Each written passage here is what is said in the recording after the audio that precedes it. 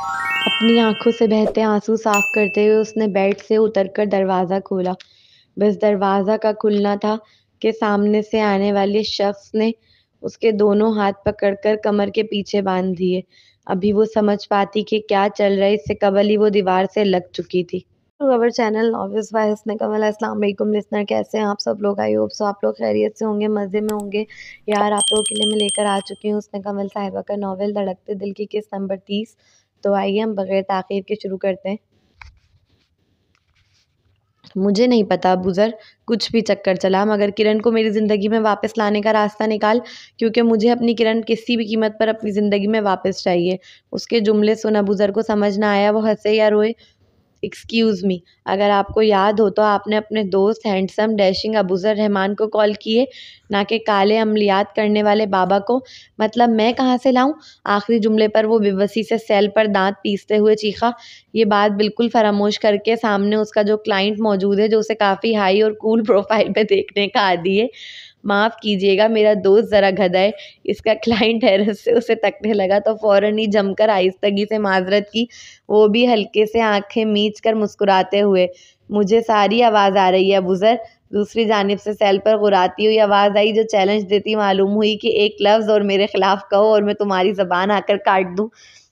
हाँ तो क्या डरता हूँ तुझसे? माना वो डर गया था शेर के गुर्राने पर, मगर फिर भी अपने वजूद में हिम्मत जमा कर अकड़ कर गोया हुआ। फिलहाल मैं तुझे मुफ्ती साहब के पास लेकर चल सकता हूँ, हो सकता है वो कोई हल बता दें। वो जानता था वकास अब्बासी ज़्यादा बात करने का आदी नहीं है और किरण के मामले में उसके सब्र को आजमाना बेवकूफ़ी होगी, इसलिए संजीदगी से जवाब दिया, मुफ्ती साहब, चल तो फिर एड्रेस सेंड कर, मैं तुझे पिक करूँ। वो शख्स जिसका एक एक मिनट कीमती होता है, वो अपने सारे काम छोड़कर उसे पिक करने वाला है। यही बात अबूज़र को हैरत में डालने के लिए काफ़ी थी। वकास अब्बासी की जानिब से वीआईपी ट्रीट मिलना बड़े नसीबों की बात है। अब उसे वाकई अंदाज़ा हो रहा था किरण क्या अहमियत रखती है इस मगरूर शख्स की ज़िंदगी में। ओके, मैं करता हूँ, उसने बेयकीनी से मुस्कुराते हुए कहा। अभी बात मुकम्मल भी ना हुई कि कॉल डिस्कनेक्ट हो गई। ये कभी नहीं बदलेगा, उसने सेल की स्क्रीन को देखते हुए सर झटक कर कहा। तो कहाँ थे हम? सेल साइड में रखते वापस अपनी मीटिंग शुरू की। वहीं दूसरे जानिब वो कार में बैक सीट पर बैठी हुई थी। उसकी निगाहें खिड़की से बाहर की जानिब जमी थी। जब उसके कानों की समाज से हम्माद की सीरियस आवाज़ टकराई, मैम जी। वो हम्माद की जानिब मतवज्जा हुई। मैं अनस सर के साथ बहुत सालों से हूँ। अच्छा, किरण ने हल्का सा इस बात में सर हिलाया। मैंने उन्हें इससे पहले कभी किसी लड़की के लिए इतना सीरियस होते नहीं देखा जितना वो आपको लेकर हैं। बुरा मत मानिएगा, लेकिन अगर आप उनमें इंटरेस्टेड नहीं हैं तो उनके साथ काम करने के लिए रजामंदी जाहिर मत कीजिएगा, क्योंकि मैं नहीं चाहता वो हर्ट हो। उसके जुमले सुन किरण के कान खड़े हुए थे। उसे सिर्फ अपने काम से मतलब था। उसने अनस के मुतालिक कभी नहीं सोचा। सोचना तो दूर की बात, अनस जैसा हाई प्रोफाइल बंदा उससे पसंद कर सकता है, ये ख्याल भी उसके ज़हनो गुमान में नहीं गुजरा था। किरण के समझ ना आया इस बात पर क्या रिएक्शन दे। प्लीज़ सोच कर फैसला कीजिएगा। मुझे पता है वो आपको एक ही नॉवल की बहुत हाई पेमेंट करने वाले हैं। एज अ राइटर ये आपके लिए बहुत बड़ी अपॉर्चुनिटी है, लेकिन याद रखिएगा, अगर आप उससे कबूल करती हैं तो आप उनकी फीलिंग्स को बढ़ावा देंगी, और एक बार वो खुलकर अपनी फीलिंग्स का इजहार करने पर आ गए तो मैं आपको बता दूं वो फिर पीछे नहीं हटेंगे, चाहे सामने मुकाबले पर कोई भी उतरे। तो प्लीज़ सोच समझकर कॉन्ट्रैक्ट साइन कीजिएगा। हम्माद की बात सुनने के बाद तो सवाल ही पैदा नहीं होता था कि वो कॉन्ट्रैक्ट के बारे में अब सोचे भी। अपने इर्द गिर्द उसे हवा तंग होती महसूस हुई। इस तरह की सिचुएशन से इस लड़की का पहली बार सामना था, इसलिए कुछ समझ नहीं आ रहा था क्या करे। अभी वो बोलने ही लगी थी कि गाड़ी रोके, उससे कबल ही गाड़ी खुद रुकी। पहुंच गए मैम। हम्माद के ऐलान ने उसका दिल हिलाया था। अब जब वो ऑफिस पहुंच ही गई थी तो मिलकर खुद इनकार करना ही ठीक लगा। अगला सीन कमिंग। उसकी खूबसूरत और नरम आवाज़ पर किरण कैबिन में दाखिल हुई। गुड मॉर्निंग, अनस ने मुस्कुरा कर कहा तो उसने रस्मी मुस्कान चेहरे पर सजाए इस बात में सर हिलाया। आए बैठे। पहले उसने महसूस नहीं किया था, लेकिन अब उसे भी एहसास हो रहा था कि अनस ज़रूरत से ज़्यादा उसके साथ नरम मिजाज है। वो खामोशी से आकर उसके रूबरू चेयर खिसका कर बैठी, अपना पर्स गोद में रखा। उसे अपना गला खुश्क होता महसूस हुआ। तो क्या लेंगी आप, ठंडा या गरम? कुछ नहीं, मैं नाश्ता करके ही आई हूँ, किरण ने आहिस्तगी से मना किया। ओके, तो फिर नेक्स्ट टाइम इंशाल्लाह साथ नाश्ता करेंगे। करीब में एक रेस्टोरेंट है, वहाँ का नाश्ता काफ़ी मज़ेदार होता है, अगली बार वहीं नाश्ता करेंगे। अनस के कहते ही किरण का हैरत के मारे मुँह खुला। उसने कुछ न कहा, बस इस्बात में सर हिला दिया। तो बताएं क्या चेंजेस करवाने हैं आपको कॉन्ट्रैक्ट में? अनस ने संजीदगी से इस्तफसार किया। उसकी निगाहें किरण की आंखों पर टिकी थी। नहीं, दरअसल मैं काम नहीं करना चाहती आपके साथ। उसने साफ गोई से अपनी बात रखी। जी? अनस खासा एहतजाजी होकर, अभी आधा घंटा पहले ही तो बात हुई थी उनकी, तब तो बिल्कुल राजी थी, फिर अचानक ये फैसला? सॉरी, किरण आहिस्तगी से कहकर उठने लगी। वेट, कम से कम वजह तो बताएं। आधे घंटे पहले तो आप बिल्कुल राजी थी, फिर अचानक क्या हुआ है? अनस अपनी जगह से खड़ा होकर तेजी से इस्तफसार करने लगा। आधे घंटे पहले मैं ये नहीं जानती थी कि आप मेरे लिए फीलिंग्स रखते हैं। उसके कहते ही अनस की पेशानी पर बल पड़े। फीलिंग्स? वो उलझा। किरण, मुझे लगता है बहुत बड़ी गलतफहमी हो रही है तुम्हें। मैं तुम्हारे लिए कोई फीलिंग्स नहीं रखता, मगर आपके सेक्रेटरी ने खुद कहा है मुझसे। वो तेजी से बोली। हम्माद? वो जेरे लब दांत पीसते हुए बड़बड़ाया। इस समय हम्माद पर शदीद गुस्सा आया था उसे। इस कदर गुस्सा के सामने आए तो शूट कर दे। मुझे नहीं पता उस उल्लू ने आपसे क्या कहा है, पर यकीन करें मेरा, मैं आपको अपनी बहन की नज़र से देखता हूँ। किरण को उसकी आंखें देखकर हरगिज़ ना लगा कि वो झूठ बोल रहा है, मगर मैं अब कंफर्टेबल नहीं हूँ आपके साथ काम करने में। किरण के कहते ही अनस अपनी पेशानी मसलने लगा, फिर उसने एक गहरा सांस लिया। किरण, मेरे इर्द गिर्द हज़ारों लड़कियों के ऑप्शन हैं। मैं सबको छोड़कर जिस लड़की को अपनी बहन की निगाह से देखता हूँ उसी पर क्यों नज़र रखूँगा? खुद सोचो। फिर मैं तो जानता भी नहीं था कि तुम रश्क हिना हो। ये तो एक इत्तेफाक है कि जिसे मैं ढूंढ रहा था वो तुम निकल कर आई। मैंने तुम्हारी बात अपने डैड से कर ली है, वो कल आ रहे हैं तुमसे मिलने। ऐसे में लास्ट मूवमेंट पर तुम मना करोगी तो खुद बताओ कौन सा चैनल तुम्हारे साथ काम करने के लिए तैयार होगा फ्यूचर में? प्लीज़ अपने काम से थोड़ी वफादारी दिखाओ। अनस अपनी पूरी कोशिश कर रहा था उसे रोकने की।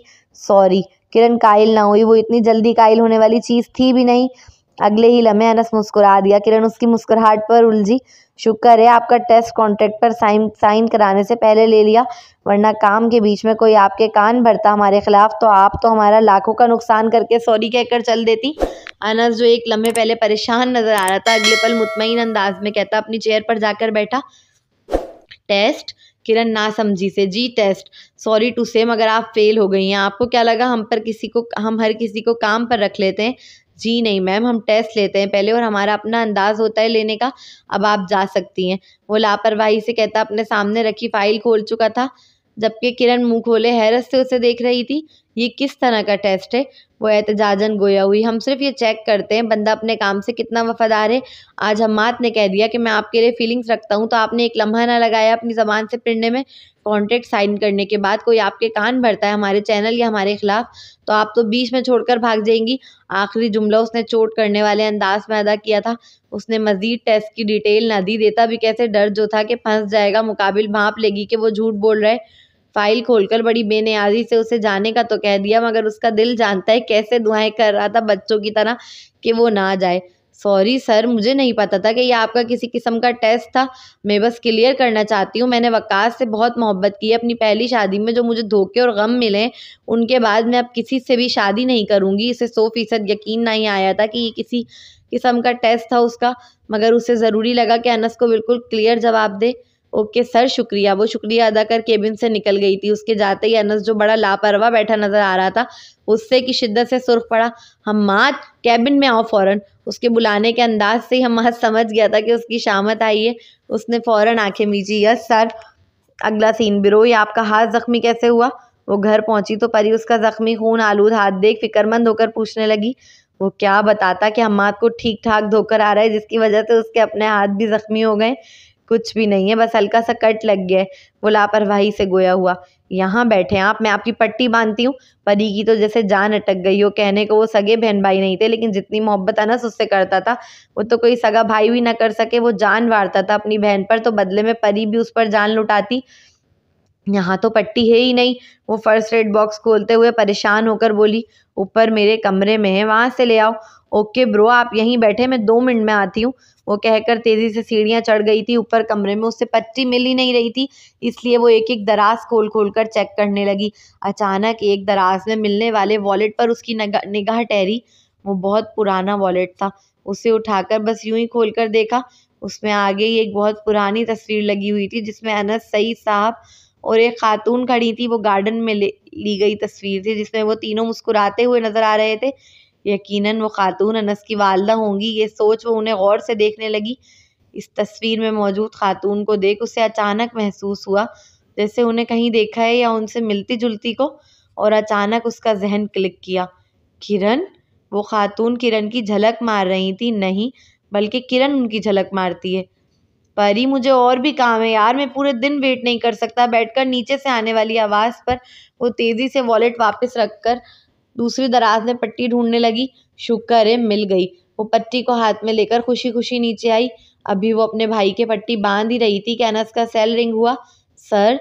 दूसरी जानिब हम्माद था, जिसकी आवाज़ में गड़बड़ाहट महसूस हुई। क्या हुआ? उसे अच्छी फीलिंग्स नहीं आ रही थी। महसूस हुआ कुछ गलत है। सर, मिस किरण को पुलिस पकड़ने आई है। क्या? वो पट्टी बंधवाना छोड़ तेजी से सीधा खड़ा हुआ। जी सर, मगर क्यों? वकास अब्बासी की वालदा ने उनके खिलाफ FIR कटवाई है कि उन्होंने मिस सिद्रा पर क्लब के अंदर जानलेवा हमला किया है। ओह ठीक है, पुलिस बगैर सबूत के कोई कार्रवाई नहीं कर सकती, इसलिए तुम जानते हो ना तुम्हें क्या करना है। हम्माद उसका सालों पुराना सेक्रेटरी था, वो बखूबी समझ सकता था उसकी अनकही बातों को। जी सर, मैं अभी निकलता हूँ। वेट, पहले अच्छा वकील करो, मैं नहीं चाहता वो 1 मिनट भी पुलिस स्टेशन में रहे। Okay sir. अगला सीन, वो दोनों कार में बैठे ही थे कि वकास का सेल रिंग हुआ। उसे भी किरण के मुताल्लिक खबर मिली। उमर, पुलिस स्टेशन की तरफ लो जल्दी। उसे परेशान होता देख अबूजर उसकी जानिब मतवजा हुआ। क्या हुआ, खैरियत? किरण को पुलिस ने अरेस्ट किया है। महविश साहिबा ने उसके खिलाफ FIR कटवाई है सिद्रा पर जानलेवा हमले करने की। वकास ने महविश खातून को माँ कहकर मुखातिब न किया, क्योंकि वो मानता ही नहीं था कि वो उसकी माँ है, और उसका ये बदलाव अबूजर ने महसूस कर लिया था। माना वो शख्स दिखाता नहीं है, मगर अबूजर जानता था कि अगर उसकी माँ नहीं है तो वकास की माँ भी नहीं है। उसकी माँ फिर तब तक थी जब तक वो उसके बाप को चीट करके भागी नहीं थी। उसने थोड़ी बहुत मोहब्बत पाई है माँ की, मगर वकास की माँ वो तो कभी थी ही नहीं। अबूजर शुरू से अपनी माँ से नफरत का खुलकर इजहार करता था, जबकि वकास ने कभी ना किया। वो जानता है उसके दोस्त पर क्या क्या गुजरी है, इसलिए वो समझता था वकास की शख्सियत को औरों से कहीं बेहतर। उसने कभी अपनी नफरत नहीं दिखाई। अगर आज दिखा रहा था तो यकीनन उसके पीछे कोई बड़ी वजह होगी। ये बात अबूजर समझ सकता था, इसलिए कुछ ना पूछा, क्योंकि वो वकास को मजीद तकलीफ में मुब्तला नहीं करना चाहता था। जानता जो था, भले ही इरादा नेकी का हो, लेकिन जख्म को छेड़ना उसे फिर से हरक कर ही देता है, इसलिए बेहतर है कि छेड़ा ना जाए। वॉट? किरण ऐसा नहीं कर सकती है ना? उसने वकास की तस्दीक चाहिए, मगर वो खामोश रहा। वो किरण को पूरी दुनिया सबसे बेहतर जानता था, इसलिए कोई जवाब न दिया। मैं मुआविया को बुला लेता हूँ। FIR कट चुकी है, अगर तो हमें ज़रूरत पड़ेगी उसकी। अबूजर ये कहते ही बगैर वकास के जवाब का इंतज़ार किए कॉल मिला दी। अगला सीन, किरण। वो पहुंचा तो किरण ने उसे मुरझाए चेहरे के साथ देखा। तुमने किया है ना? वो जवाब जानने के बावजूद सवाल कर रहा था। क्या? मुकाबिल अनजान लहजे में, क्योंकि अनस का वकील बर वक्त पुलिस स्टेशन पहुंचकर सबूत की डिमांड कर रहा था, इसलिए किरण को अभी तक लॉकअप में नहीं डाला गया था। अनस कोई आम बंदा नहीं था जो पुलिस उससे नज़रअंदाज कर देती। किसी की मजाल नहीं थी किरण को टेढ़ी निगाह से भी देखे। वो बाहर बेंच पर बैठी हुई थी। वकास को देख उसकी आंखों में कोई उम्मीद न उभरी। अगर उसे सज़ा मिलती है तो वो कबूल करने के लिए तैयार थी, मगर सिद्रा को मारने का उसे कोई पछतावा नहीं था। हाँ, ये भी एक सच है, वो कबूल करने के लिए भी राज़ी नहीं थी, क्योंकि अभी महविश खातून को सबक देना बाकी था। उन्हें सबक दिए बगैर वो कहीं नहीं जाने वाली। किरण, मैं अस्पताल से होकर आ रहा हूँ, सिद्रा की हालत बहुत ख़राब है। वो गुस्सीले लहजे में गोया हुआ तो किरण मुस्कुरा दी। ओ, तो अपनी बहन के लिए मुझसे लड़ने आए हो?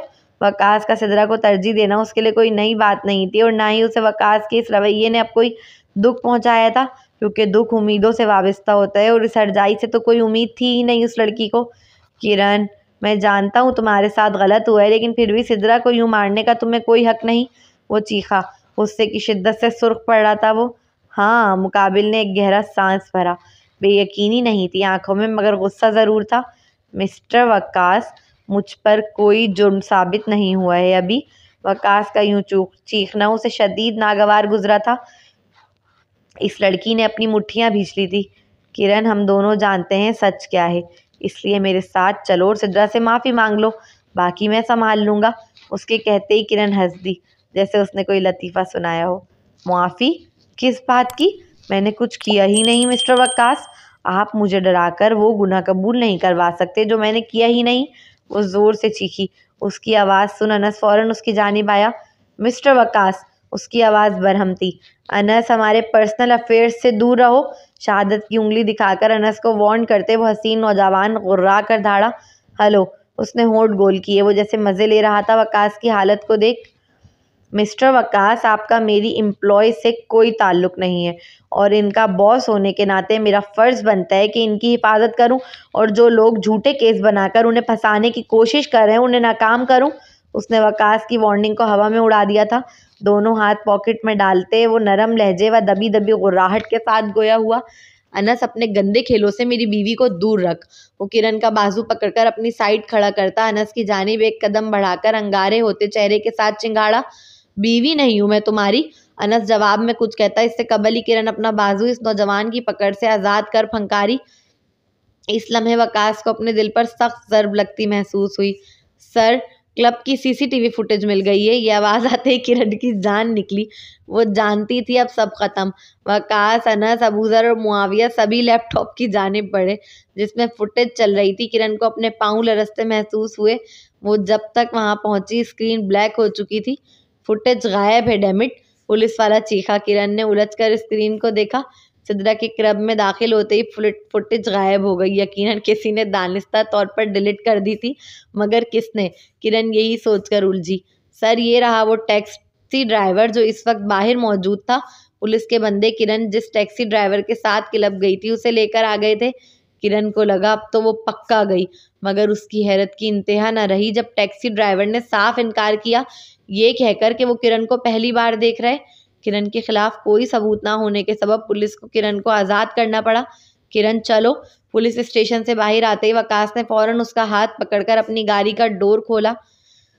किरण, मैं तुम्हें छोड़ दूंगा, घर मेरे साथ चलो। किरण का जहन अभी तक उलझा हुआ था। किसने मदद की उसकी और क्यों? वो अपनी सोचों में इस कदर गुम थी कि वकास ने कब उसका हाथ पकड़ा उसे कुछ खबर नहीं। होश तो तब आया जब दूसरा हाथ अनस ने पकड़कर हल्का सा खींचा। तेरी हिम्मत भी कैसे हुई मेरी बीवी का हाथ पकड़ने की? अनस नहीं जानता किरण को लेकर वो नौजवान किस कदर पॉजेसिव था। वो इस पर किसी की निगाह बर्दाश्त न करे। अनस ने तो फिर हाथ लगाने की जुर्रत की थी।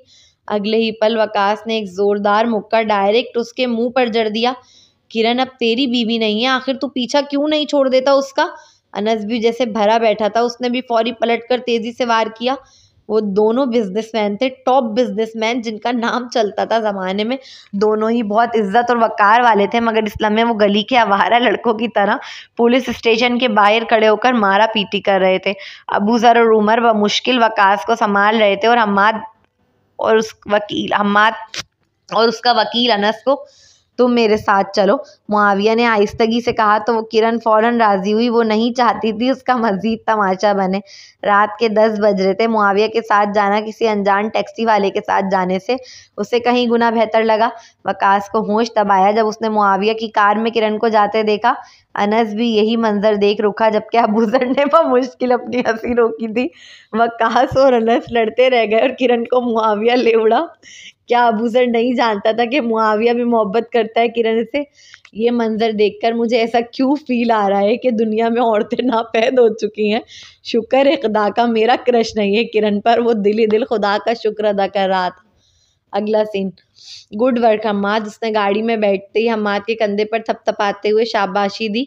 सर, वकास अब्बासी के बंदे भी वहां आ गए थे। ओ, तो वकास जानता था कि हम सबूत मिटाने की कोशिश करेंगे, इसलिए सेफ करने आया था। अनस मुस्कुरा कर बोला। उसके होठों से खून निकल रहा था। मुस्कुराने के सबब होठों वो गालों को में खिंचाव हुआ तो वो तकलीफ से अगले लम्हे करा उठा था। आह नहीं सर, उसके बंदे भी फुटेज डिलीट करने ही आए थे। बस इतना सुनना था कि अनस मारे चौक के अपनी तकलीफ भूल बैठा। वाकई तुम्हें पक्का यकीन है कि उसके बंदे वो फुटेज सेव करने नहीं डिलीट करने आए थे? उसकी आवाज़ में हैरत नुमाया थी। जी सर, ड्राइवर का मुंह उन्होंने ही चुप करवाया है पैसे देकर। उसकी प्यारी बहन को किरण ने इतनी बुरी तरह मारा है, उसके बावजूद वो उसे बचा रहा है। अजीब, ये वकास है क्या चीज़? अनस उलझकर बेसाख्ता ही पूछ उठा, जिस पर हम्माद ने लाइनवी में कंधे उचका दिए। अगला सीन। वहीं दूसरी जानिब। सर, कहाँ चल रहे हैं? उमर के इस्तफसार करते ही अभी अबूजर क्लब कहता उससे पहले ही वकास तेजी से बोला, कोई भी करीबी मस्जिद ले चलो।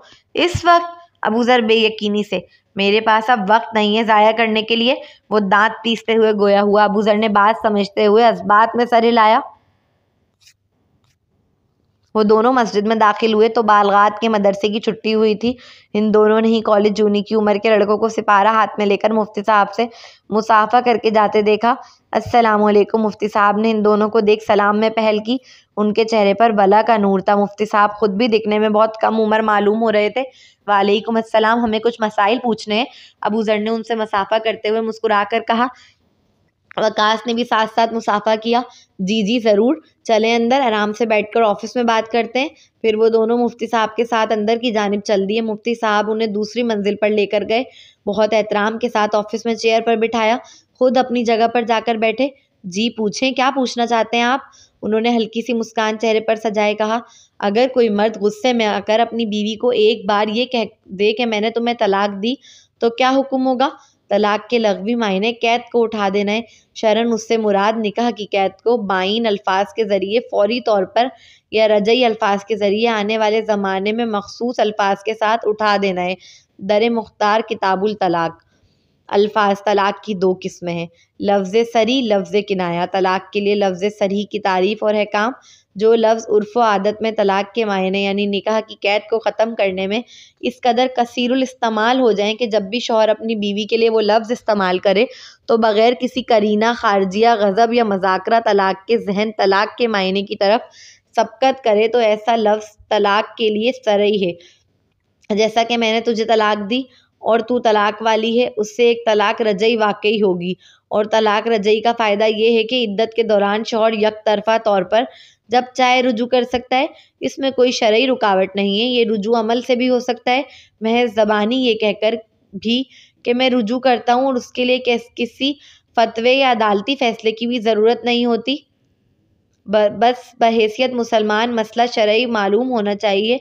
और अगर खुदा न ख्वास्ता शौहर ने इद्दत के अंदर रुजू ना किया हो तो इद्दत गुजरने पर यही तलाक रजई एक तलाक बाइन हो जाएगी और मियाँ बीवी जब चाहें बग़ैर किसी हलाले या किसी रुकावट के बाहिमी रज़ामंदी से दोबारा अक़द कर सकते हैं। और इस अक़द सानी के बाद सिर्फ़ एक तब्दीली रोनुमा होगी कि शौहर को आइंदा सिर्फ 2 तलाक़ों का हक़ हासिल रहेगा, और आइंदा किसी वजह से 2 तलाक़ें एक साथ या अलग अलग वक़्फ़ों में दें तो तलाक़ मुग़लज़ा हो जाएगी। तलाक़ के लिए लफ्ज़ किनाया की तारीफ़ और अहकाम। जो लफ्ज़ उर्फ़ आम में तलाक़ और गैर तलाक़ दोनों के लिए इस्तेमाल होता हो, ऐसा लफ्ज़ तलाक़ के लिए किनाया है। तलाक़ किनाया की 2 किस्में हैं।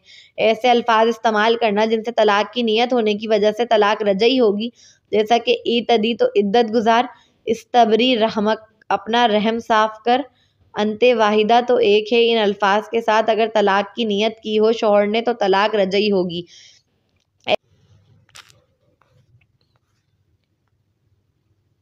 ऐसे अल्फाज जिनके साथ तलाक बाइन होगी, जैसा कि तुम अलग हो, तुम हराम हो, तुम शौहर तलाश करो और तुम आज़ाद हो वगैरह। अगर शौहर ने मज़कूरा अल्फाज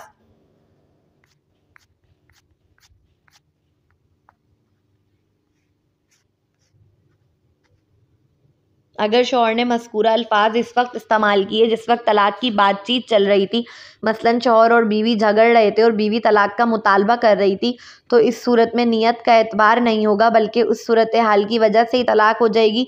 क्योंकि अहवाल 3 तरह के होते हैं, रज़ामंदी की हालत में, तलाक के मुज़ाकरे की हालत में, गुस्से की हालत में। लिहाजा जब तलाक के मुज़ाकरे की हालत में शौहर ने ये अल्फाज कहे तो इससे मुराद वाज़ेह है, लिहाजा नियत की ज़रूरत नहीं होगी और तलाक वाक़ई हो जाएगी। लफ्ज़ किनाया के साथ जो तलाक दी जाती है वो तलाक बाइन कहलाती है, और इसका हुक्म ये है कि दौरान इद्दत और बाद इद्दत जदीद निकाह के ज़रिए रुजू हो सकता है। दौरान इद्दत साबका शौहर से जदीद निकाह कर सकती है और बाद इद्दत अपनी मर्ज़ी से साबका शौहर या गैर से तजदीद निकाह कर सकती है। कुछ लम्हे खामोश होने के बाद वो गंभीर लहजे में गोया हुए, इस मर्द ने जो दी है वो तलाक रजई है। वकास ने तेज़ी से इस्तफसार किया। इसका मतलब शौहर दौरान इद्दत रुजू कर सकता है? जी बिल्कुल, जैसा कि मैंने बताया, इद्दत के दौरान शौहर यकतरफ़ा तौर पर जब चाहे रुजू कर सकता है। इसमें कोई शरई रुकावट नहीं है। ये रुजू अमल से भी हो सकता है, महज ज़बानी ये कहकर भी कि मैं रुजू करता हूँ। मुफ्ती साहब का जवाब उसके उजड़ी चमन में फिर से बाहर ले आया था। वो नहीं बता सकता वो कितना खुश था ये जानने के बाद कि उसके पास अभी भी चांस है। अबू ज़र ने फ़ौरी सवाल किया। आजकल लोगों को मसाइल नहीं पता होते, जैसे मेरी ही मिसाल ले लें तो क्या अगर जिस औरत को तलाक हुई हो उसे इल्म ही ना हो तलाक रजई में शौहर को हक हासिल होता है वापस कौली या फैली रुजू करने का, और शौहर भी उसे बताए बगैर फैली अमर से रुजू कर ले तो क्या इस सूरत में भी रुजू हो जाएगा, या पहले औरत के इल्म में ये बात लाना ज़रूरी है? मुफ्ती साहब ने संजीदगी से जवाब दिया, अपनी ज़रूरत का इल्म सीखना मर्द औरत दोनों पर फ़र्ज़ है। जब निकाह होता है तो मर्द औरत दोनों पर ही लाजिम हो जाता है निकाह और तलाक के मसाइल सीखना, क्योंकि ये उनकी ज़रूरत है। अब वो नहीं सीख रहे या इल्म वालों से नहीं पूछ रहे तो ये उनकी गलती है, शरीयत की नहीं। सारा मसला पता है क्या है? लोगों को अपने मसाइल ठीक तरह पूछना भी नहीं आता। मतलब शदीद अफसोस के साथ कहना पड़ रहा है कि इतना भी इल्म नहीं है कि अपने मसाइल ठीक तरह पूछ सकें। जैसे आप मुझसे बात करने से पहले क्या ये जानते थे कि इस शख्स ने जिसके मुताल्लिक आप ये सवाल कर रहे हैं तलाक रजई दी है? भाई तलाक तो दो तरह की है, आप मुझे नहीं बताएंगे तो मुझे कैसे इल्म होगा कि आपके दोस्त ने तलाक रजई दी है या बाइन? याद रखिएगा रोज़े महशर आपकी ये दलील कि मुझे इल्म नहीं था आपको बचा नहीं सकेगी, इसलिए इल्म सीखे, ख़ास तौर पर अपनी ज़रूरत का। फ़िलहाल अगर शौहर फ़ैलन रुजू कर ले, यानी जो अफ़ाल ज़ौजे के माबीन होते हैं इनमें से कुछ कर ले, मिसाल के तौर पर बोसा कर ले या शहवत के साथ छू ले या जमा कर ले, रुजू हो जाएगा। एक तलाक पर कितने दिनों की इद्दत है वो बता दें? वकास ने गंभीर लहजे में इस्तफसार किया। 3 हैज़। मुफ्ती साहब का शुक्रिया अदा करके वो दोनों बाहर आ गए थे। अगला सीन, वो अपने कमरे में बैठकर रो रही थी जब दरवाज़ा नॉक हुआ। उसे लगा फरा होगी क्योंकि घर में उसके अलावा कोई ना था। अपनी आंखों से बहते आंसू साफ करते हुए उसने बेड से उतरकर दरवाज़ा खोला। बस दरवाजे का खुलना था कि सामने से आने वाली शख्स ने उसके दोनों हाथ पकड़कर कमर के पीछे बांध दिए। अभी वो समझ पाती कि चल ही क्या रहा है, उससे कबल ही वो दीवार से लग चुकी थी। ओ माय गॉड, मुझे लग रहा है ये सिद्रा की अम्मा आई हैं इसको मारने। अब पता नहीं क्या होगा, ये पता नहीं क्या इतने पढ़े लिखे होने के बावजूद इतना सो कॉल्ड जाहिल पना इनमें भरा हुआ है। चलो देखते हैं क्या होता है, मिलते हैं नेक्स्ट एपिसोड में। जब तक के लिए मुझे इजाज़त दीजिए। अल्लाह हाफिज़, अल्लाह हाफिज़, अल्लाह हाफिज़।